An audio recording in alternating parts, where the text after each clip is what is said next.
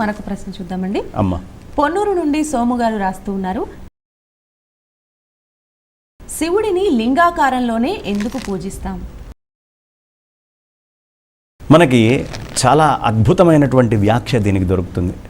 ఒకానొక సందర్భంలో అసలు మనకి మహాశివరాత్రి వస్తోంది కాబట్టి శివరాత్రి గురించి చెప్పుకుంటే ఆయన యొక్క ఆద్య అంతాలు చూడాలని, ఓ పక్కన బ్రహ్మ నేను గొప్పవాణ్ణని, విష్ణువు నేను గొప్పవాణ్ణని ఒకళ్ళకొకళ్ళు పోటీ పడుతున్నటువంటి సమయంలో అరుణాచలంలో ఒక అద్భుతమైన అగ్ని స్తంభముగా లింగం వచ్చింది.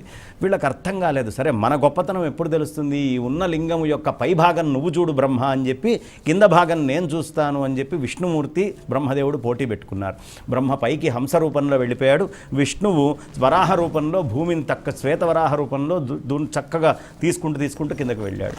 విష్ణుమూర్తి తిరిగి వచ్చాడు, బ్రహ్మదేవుడు కనుక్కోలేకపోయాడు, తిరిగి వచ్చాడు. మధ్యలో ఆవునియను తర్వాత ఈ కేతకీ పుష్పాన్ని అంటే మొగలి పువ్వుని ఈ రెండింటినీ కూడా మధ్యలో అడిగాడు.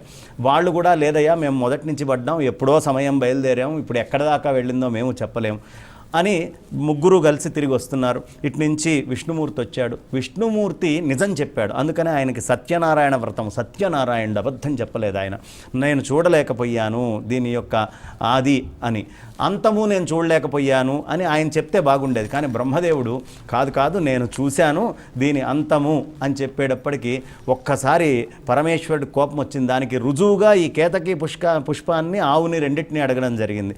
అప్పుడు శివుడు వచ్చి అబద్ధమాడినందుకు గాను వెంటనే భైరవుణ్ణి సృష్టించి ఆయనకుండా 5 తలల్లో ఒక తలని అక్కడే నరికించడం జరిగింది. కాబట్టి అంతకుముందు 5 తలలు ఉన్నటువంటి బ్రహ్మ 4 తలల వాడు అవడానికి కారణము ఇదే. అప్పుడు వచ్చినటువంటి ఆ శివలింగం ఏదైతే ఉందో అది బ్రహ్మాండం మొత్తాన్ని మనం కొలవలేం కదా. కాబట్టి బ్రహ్మాండం మొత్తము లింగాకారం, అండము అంటేనే లింగాకారం.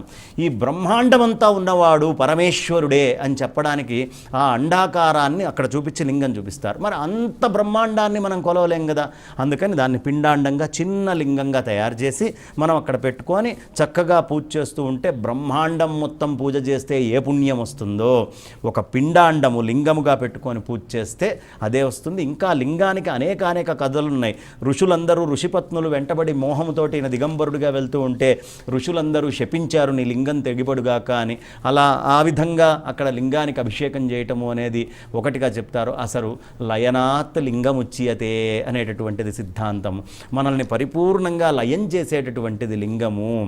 లయము చేస్తుంది ఈ సృష్టి మొత్తాన్ని. అందరూ ఏదో అనుకుంటారు కానీ ఆ లయము అనేటటువంటిది చక్కగా ఆచరించి మనల్ని పరిపూర్ణంగా ఆయనతో ఐక్యం చేయగలిగేటటువంటి స్థితినిచ్చేది శివలింగం. కాబట్టి ఆ లింగాకారంలో స్వామిని పూజ చేస్తారు.